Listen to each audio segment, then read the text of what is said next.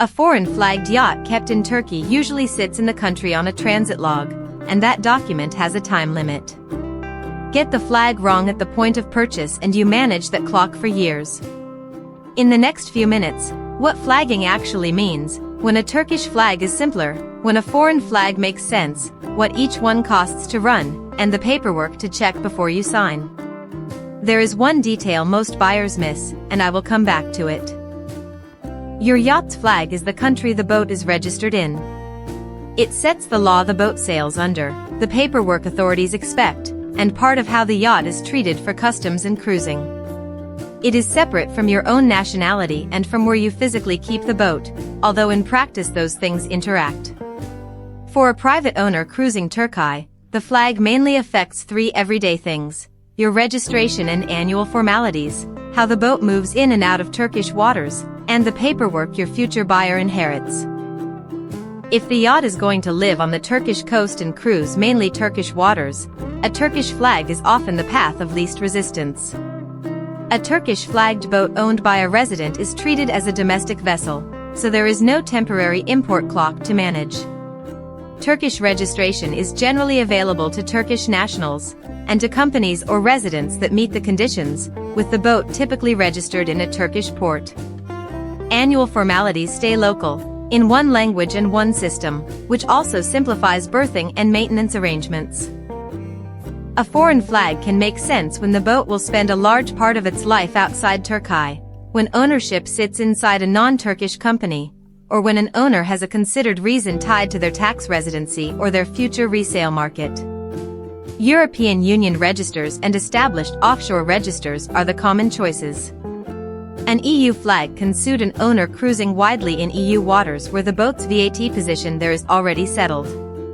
But it adds a layer, an overseas registry, often an appointed agent, and documentation to keep in order in every country you visit. This is the point most owners underestimate. A foreign-flagged, non-Turkish-owned yacht generally enters Turkey on a transit log, which lets the boat stay and cruise for a defined period without formal importation, provided it is used privately and the papers stay in order. As a rough guide, and as of filming, that stay is often measured in months, up to around a couple of years, and can frequently be extended, with laid-up winter storage in an approved marina handled under its own arrangement. The exact allowance and the extension rules vary and change, so confirm them with customs or your marina before you plan around a date. Overstay, use the boat commercially without the right status, or let the documentation lapse, and you can face penalties or a requirement to formally import the yacht, which is where Turkish VAT and import duty come in. Both routes carry costs beyond the sticker price of the boat. A Turkish flag means the registration process plus the ordinary running costs every owner faces: berthing, maintenance, insurance, winterizing, fuel and, if you use one, crew. A foreign flag adds the registry's own setup and annual fees, and usually an ongoing agency cost, on top of those same running costs. Budget for due diligence as well.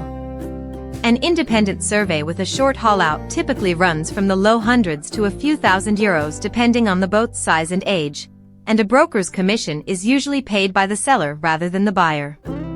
Those figures are indicative and as of filming, they vary by boat, flag, location and season. And be honest about the bigger picture, a yacht is generally a depreciating asset with real running costs. The flag changes your paperwork and cruising picture, not whether the boat holds its value. Here is the detail most buyers miss: the flag you pick also shapes who buys the boat from you later. A Turkish-flagged boat with tidy local papers is straightforward for a Turkey-based buyer. A well-documented foreign-flagged boat can appeal to international buyers moving it elsewhere. So think about your likely exit, not just your entry. Whichever flag you choose, the due diligence is the same.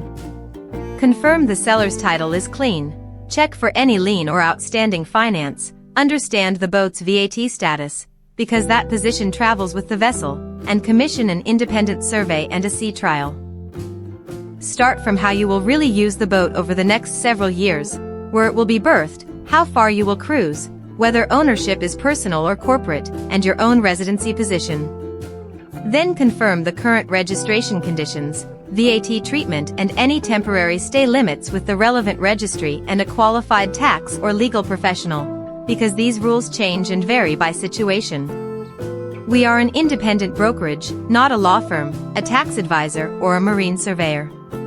We are not tied to one flag or one outcome, so we lay out the trade-offs and coordinate the survey, paperwork, and berthing around the choice you make. The full written guide is on our blog at turkeyboats.com, and there is a link below if you want to talk one specific boat through.